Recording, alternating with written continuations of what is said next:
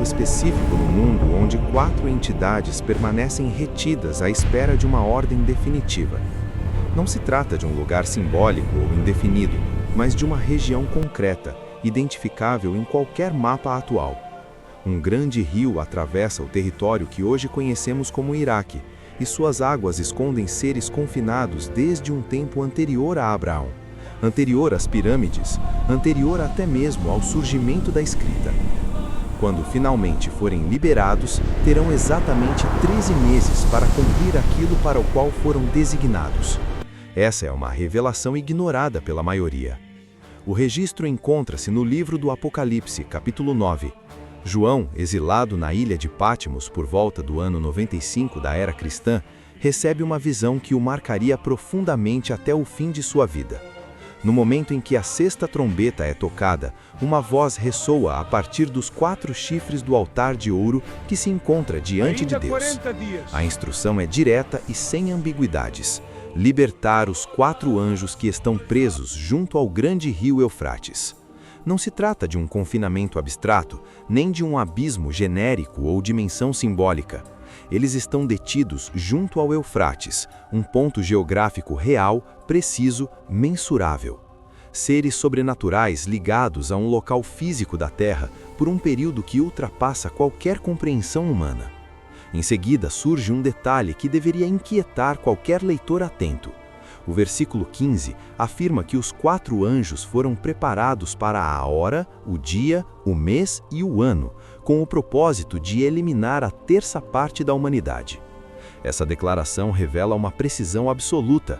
Não há margem para erro, nem espaço para aproximações. O instante exato de sua libertação foi estabelecido muito antes da fundação do mundo. Eles aguardam em silêncio um momento que nenhum ser humano conhece. Isso levanta uma questão inevitável: quem possui autoridade para aprisionar anjos? O texto não responde de forma explícita, mas a resposta exige abandonar a visão superficial que muitos têm sobre a hierarquia celestial. Anjos não são figuras ornamentais ou imagens inofensivas de arte antiga. São entidades de poder extremo, capazes de feitos que fariam qualquer arma humana parecer insignificante. Um único anjo foi responsável pela morte de todos os primogênitos do Egito em uma noite. Outro destruiu 185.000 soldados assírios enquanto dormiam. São agentes de destruição em escala massiva, e 4 deles permanecem contidos, aguardando. A única autoridade capaz de aprisionar seres dessa magnitude é aquele que os criou. O confinamento dos 4 anjos do Eufrates não foi realizado por outros anjos, nem resultado de uma derrota em conflito celestial.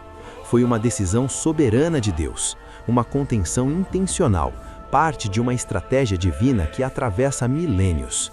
Mas por que exatamente o Eufrates? Entre todos os lugares possíveis da Terra, por que esse rio foi escolhido? A resposta revela algo que muitos leitores nunca percebem. O Eufrates não é apenas um rio comum, ele é o rio primordial. É o primeiro mencionado nas Escrituras com localização geográfica definida após a criação. Em Gênesis capítulo 2, são descritos 4 rios que saíam do Éden para irrigar o jardim, e o 4º deles era o Eufrates. Suas águas tocaram a terra quando a humanidade ainda vivia em estado de inocência. Suas margens presenciaram a existência humana antes da queda, e suas correntes testemunharam o colapso que ocorreu com a entrada do pecado no mundo. O Eufrates acompanha silenciosamente toda a história da humanidade, e é exatamente ali que aguardam os executores do julgamento final. Há, porém, um aspecto ainda mais perturbador desse confinamento. Os 4 anjos não estão ali como punição, mas como preparação. O termo grego utilizado para descrever sua condição indica que eles estão prontos, equipados e designados para uma tarefa específica. Essa não é uma linguagem de condenação, mas de comissionamento. Eles não são prisioneiros cumprindo sentença, são soldados aguardando ordem. Isso muda completamente a natureza do que chamamos de prisão. Não se trata de uma masmorra, mas de uma sala de espera estratégica. Quando se compreende que o confinamento não é castigo, mas contenção deliberada, a pergunta sobre quem os prendeu ganha uma dimensão totalmente diferente. Eles não foram detidos por terem falhado ou se rebelado, foram posicionados porque executarão algo específico no momento exato. A contenção existe para controlar o tempo, não para aplicar punição. Essa compreensão confronta diretamente uma suposição comum sobre essa passagem. Em nenhum momento, o texto do Apocalipse identifica esses 4 anjos como anjos caídos. A palavra grega utilizada para descrevê-los é a mesma aplicada aos anjos que servem diante do trono. É o mesmo termo utilizado por Gabriel quando anuncia o nascimento de João Batista e Miquel quando combate o dragão.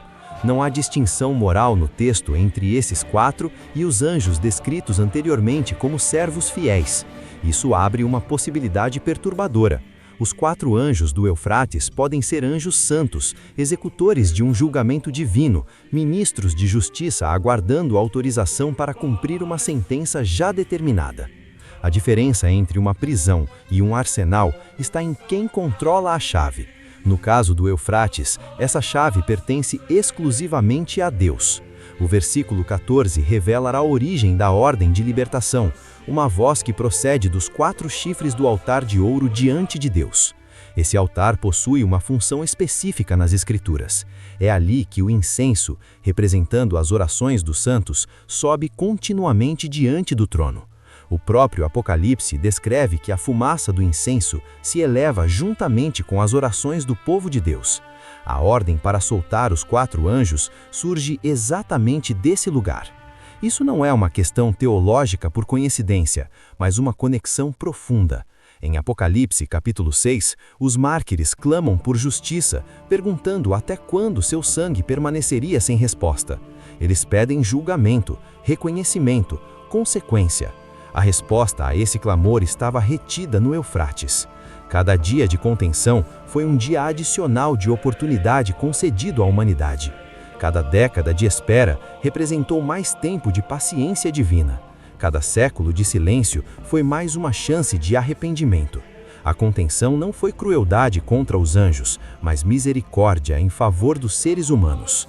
Quando a ordem finalmente for dada, não será porque a paciência se esgotou, mas porque ela cumpriu completamente seu propósito. Resta então a pergunta: como 4 entidades podem ser responsáveis pela morte de 1/3 da humanidade? O próprio texto apresenta o mecanismo. O versículo 16 afirma que o número do exército de cavaleiros era de 200 milhões. Não se trata de uma estimativa vaga. João afirma que ouviu o número. Para contextualizar, na época em que esse registro foi escrito, a população mundial provavelmente não ultrapassava 300 milhões. Um exército desse tamanho ultrapassava qualquer parâmetro imaginável para o primeiro século. João descreve uma força que excede completamente a capacidade humana de compreensão. A descrição desses cavaleiros desafia classificações simples. Eles possuem couraças de fogo, jacinto e enxofre. Seus montados possuem cabeças semelhantes às de leões, e de suas bocas saem fogo, fumaça e enxofre. Suas caudas lembram serpentes, com cabeças capazes de causar dano. Durante séculos, estudiosos debateram se essa linguagem é simbólica ou se João tentava descrever algo para o qual não possuía vocabulário. Alguns intérpretes modernos sugeriram que se trata de tecnologia militar futura, mas essa leitura ignora um elemento essencial. O texto descreve seres, não máquinas, entidades conscientes com propósito e comando. Se o Eufrates funciona como um ponto de intersecção entre o mundo físico e o espiritual, então esse exército não pode ser compreendido apenas por categorias materiais. Não são soldados humanos, nem armamentos convencionais. São forças que operam em um nível distinto da realidade, sob a liderança dos 4 anjos. Essa interpretação se fortalece quando observamos o padrão bíblico de entidades espirituais associadas a territórios específicos. No livro de Daniel, por exemplo, é mencionado o príncipe da Pérsia, uma entidade espiritual que resistiu a um mensageiro celestial por 21 dias, assim como o príncipe da Grécia, mencionado como outra entidade territorial. As Escrituras apresentam de forma consistente uma realidade em que o domínio espiritual possui uma espécie de geografia própria, que se sobrepõe e interage diretamente com o espaço físico. Dentro dessa lógica, o Eufrates não representa apenas um ponto terrestre, mas um local que existe simultaneamente em múltiplos níveis de realidade. Surge então a pergunta inevitável: quem são exatamente esses 4 anjos? E por que o número 4? Nas Escrituras, o número 4 está constantemente ligado à totalidade do mundo material. Há os 4 cantos da terra, as 4 direções cardeais, os 4 ventos do céu, as 4 estações do ano e os 4 elementos básicos conforme a percepção antiga. Quando Deus estabelece 4 anjos como agentes de julgamento, a mensagem transmitida é de autoridade plena sobre toda a criação material. Trata-se de um juízo que alcança norte, sul, leste e oeste, uma ação que não deixa refúgio possível em nenhuma direção. Alguns intérpretes tentam associar esses 4 anjos aos 4 anjos mencionados em Apocalipse capítulo 7, que retêm os ventos da terra. No entanto, o próprio texto diferencia claramente os 2 grupos. Os anjos do capítulo 7 estão posicionados nos 4 cantos da terra, impedindo que os ventos soprem.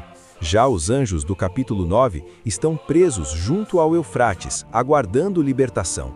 As posições são distintas, assim como as funções e os propósitos.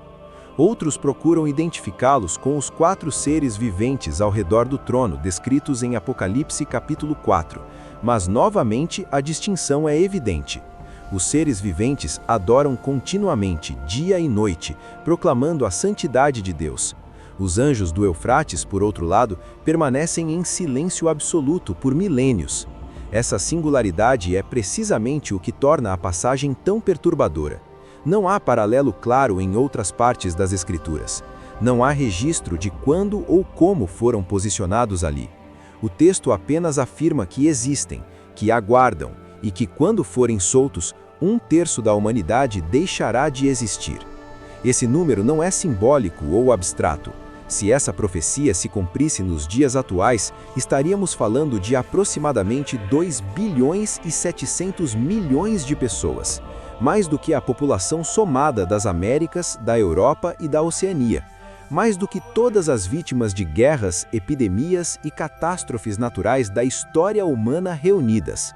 E tudo isso não ao longo de séculos, mas dentro do período especificado: 1 hora, 1 dia, 1 mês e 1 ano, cerca de 13 meses para uma devastação em escala que desafia a imaginação. Diante disso, surge a pergunta inevitável: por que Deus permitiria algo assim? A resposta está escondida no versículo 20 de Apocalipse 9, possivelmente uma das frases mais negligenciadas de toda a literatura apocalíptica. Após descrever a morte de bilhões, João registra a reação dos sobreviventes. Aqueles que não foram mortos por essas pragas não se arrependeram das obras de suas mãos. Continuaram a prestar culto a entidades falsas e a objetos de ouro, prata, bronze, pedra e madeira, coisas incapazes de ver, ouvir ou andar. O impacto dessa declaração é profundo. 1/3 da humanidade é eliminado. A destruição atinge um nível nunca antes visto, e ainda assim, a resposta dos sobreviventes não é arrependimento, mas persistência. Não há transformação, apenas obstinação. Não há quebrantamento diante do evidente, mas um endurecimento ainda maior. O versículo seguinte reforça essa realidade ao afirmar que eles não se arrependeram de seus homicídios, de suas práticas ocultas, de sua imoralidade, nem de seus furtos. 4 categorias de pecado são listadas, em paralelo com 4 anjos executando o julgamento. A simetria é difícil de ignorar. Violência contra o próximo, manipulação espiritual, imoralidade e ganância. O juízo responde diretamente às práticas que a humanidade insiste em manter. E aqui está a revelação que altera completamente a compreensão dessa passagem. O julgamento não é vingança arbitrária, mas um diagnóstico final. Ele revela aquilo que já dominava o interior humano. Expõe o que prosperidade e conforto conseguiam ocultar. Demonstra que o problema da humanidade não é falta de informação ou evidência, mas uma recusa profunda e deliberada à rendição. Quando bilhões morrem e os sobreviventes persistem na mesma direção, fica claro que não se trata de demonstração insuficiente de poder divino, mas de uma vontade humana profundamente corrompida. O julgamento não produz a dureza do coração, apenas revela sua verdadeira extensão. Isso explica por que esses anjos permaneceram contidos por tanto tempo, não porque Deus seja cruel ao adiar um julgamento inevitável, mas porque ele é paciente, oferecendo oportunidades que não eram merecidas. Cada milênio de contenção representou mais tempo concedido. Cada geração que viveu sem ver esses anjos libertos recebeu uma chance adicional de resposta. E quando a libertação finalmente ocorrer, não será porque Deus perdeu a paciência, mas porque esperar mais não produziria um resultado diferente. A paciência divina tem um propósito definido, e quando esse propósito é plenamente cumprido, ela chega ao fim. Existe ainda uma dimensão histórica que conecta o Eufrates a todo o arco narrativo das Escrituras de forma surpreendente. Esse rio aparece repetidamente como marco tanto de promessa quanto de julgamento, formando um padrão que culmina no Apocalipse. Em Gênesis capítulo 15, Deus promete a Abraão uma terra que se estenderia desde o rio do Egito até o grande rio Eufrates. A herança tinha limites claros e verificáveis. O Eufrates representava a fronteira oriental da promessa completa. Historicamente, Israel nunca ocupou plenamente esse território. Mesmo no auge do reino, o domínio sobre a região do Eufrates foi parcial e temporário. Textos históricos indicam que esse controle se deu mais por influência e tributo do que por ocupação permanente. A promessa permaneceu incompleta, e o rio continuou como testemunha silenciosa de uma herança ainda não plenamente realizada. Com o tempo, o mesmo rio que delimitava a promessa tornou-se caminho de julgamento. Exércitos invasores atravessaram o Eufrates para trazer destruição e exílio. Profetas utilizaram o rio como símbolo de invasão avassaladora. Ele passou a representar a transição da bênção para o juízo. Em momentos decisivos da história, o Eufrates esteve presente como palco de quedas de impérios e mudanças de era. Quando Babilônia caiu diante dos persas, as águas do Eufrates foram desviadas para permitir a invasão da cidade. Enquanto a elite celebrava, o império foi julgado em uma única noite. O rio testemunhou mais uma transferência de poder. Esse padrão reaparece em escala final quando o Apocalipse descreve o secamento do Eufrates para preparar o caminho dos reis do Oriente. A história se repete em forma ampliada. O rio que viu impérios surgirem e ruírem verá o confronto definitivo entre os reinos humanos e o reino que não terá fim. É nesse ponto central de toda essa narrativa que os 4 anjos estão posicionados, não como observadores distantes, mas como agentes essenciais do clímax. Não como prisioneiros esquecidos, mas como executores preparados, aguardando uma ordem que certamente virá. O confinamento não é abandono, é estratégia. E é aqui que a passagem deixa de ser apenas um tema teológico e se torna uma questão de urgência existencial. O texto afirma que esses anjos estavam preparados para a hora, o dia, o mês e o ano. 4 unidades de tempo, não mais, não menos. Cada uma representa um nível distinto de precisão. O ano define o período geral. O mês delimita a janela. O dia estabelece o momento específico. E a hora determina o instante exato. Dentro dessa lógica narrativa, o mês define em qual parte do ano. O dia estabelece em qual ponto do mês. E a hora determina o instante exato dentro do dia. Trata-se de uma coordenação absoluta, possível apenas porque foi planejada antes mesmo do tempo existir. Quando alguém pergunta quando isso acontecerá, a resposta bíblica é paradoxalmente precisa e inacessível ao mesmo tempo. O momento foi definido com uma exatidão que faria qualquer instrumento humano de medição parecer impreciso, mas o conhecimento desse instante foi mantido exclusivamente com aquele que o determinou. O próprio Jesus afirmou, conforme registrado em Atos capítulo 1, que não cabe aos discípulos conhecer tempos ou épocas que o Pai reservou para a sua própria autoridade. A libertação dos 4 anjos está incluída nesses tempos reservados. Isso torna toda tentativa de fixar datas um ato de presunção. Qualquer cronologia apocalíptica que se proponha a identificar o momento da soltura entra em contradição direta com as palavras de Cristo. Se o Pai decidiu não revelar, afirmar saber é arrogância espiritual. A postura adequada diante da prisão junto ao Eufrates não é ansiedade, mas vigilância. Não é especulação, mas prontidão. Não é histeria profética, mas expectativa sóbria. Enquanto os 4 anjos permanecem em silêncio, algo significativo acontece com o próprio rio, algo que deveria ao menos provocar atenção. Registros contemporâneos mostram uma transformação que poucas décadas atrás pareceria impossível. O Eufrates está passando por um declínio rápido e severo.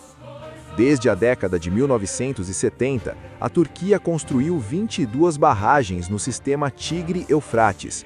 Como resultado, o volume de água que chega ao Iraque foi reduzido em mais da metade, chegando em alguns períodos a uma queda de 70%. A isso se somam mudanças climáticas que agravam a situação. Temperaturas mais elevadas intensificam a evaporação, alterações nos padrões de chuva diminuem a reposição natural, secas prolongadas tornaram-se mais frequentes e mais intensas. Imagens de satélite registram essa mudança de forma inequívoca. Trechos do leito do rio submersos por milênios agora estão expostos ao sol. Comunidades que dependeram do Eufrates por incontáveis gerações enfrentam escassez inédita. A agricultura que sustentou a região por cerca de 10.000 anos está entrando em colapso. O berço da civilização humana está literalmente secando diante dos olhos do mundo. O livro do Apocalipse, capítulo 16, descreve exatamente esse cenário. As águas do Eufrates se tornariam escassas. Seria irresponsável afirmar com absoluta certeza que o fenômeno atual representa o cumprimento final e definitivo dessa profecia. Mas também seria irresponsável ignorar a convergência. O rio está secando. O texto profético afirma que ele secaria. O objetivo declarado desse evento é preparar o caminho para o confronto final. O contexto é julgamento escatológico, e em algum ponto desse rio em retração, 4 seres continuam aguardando uma ordem que ainda não foi dada. Eles esperam há milênios por um momento específico que ninguém conhece, exceto aquele que o estabeleceu. E a pergunta que o Apocalipse deixa em aberto é profundamente inquietante. Preparados para quê, exatamente? Preparados para 1 hora, 1 dia, 1 mês e 1 ano. 4 unidades de tempo. Precisão total. Nada no universo opera com esse nível de exatidão, exceto um sistema que não falha, e esse sistema não é humano. Enquanto isso, você vive como se o tempo fosse ilimitado, como se o amanhã estivesse garantido, como se decisões pudessem ser adiadas indefinidamente. 4 seres imortais aprenderam o oposto. Eles sabem que existe um instante fixado antes da criação, tão inevitável quanto o nascer do sol. A questão não é se você aceita a existência deles. A verdadeira questão é se existe um momento determinado para o fim, e o que você está fazendo com o tempo antes que ele chegue. Os 4 anjos não possuem escolha. O tempo deles está definido, a missão deles está estabelecida. A execução será perfeita. Não há hesitação em quem aguardou por milênios por uma ordem específica. Você, porém, ainda tem escolha. Você ainda tem hoje. Você ainda tem este instante que eles não podem tocar, até que a voz que procede do altar de ouro pronuncie a ordem. O Eufrates continua fluindo por enquanto. Os anjos continuam contidos por enquanto. E você continua tendo tempo por enquanto. A única certeza absoluta é que todo por enquanto possui um limite, e esse limite já está registrado em um calendário que nenhum olho humano é capaz de ler.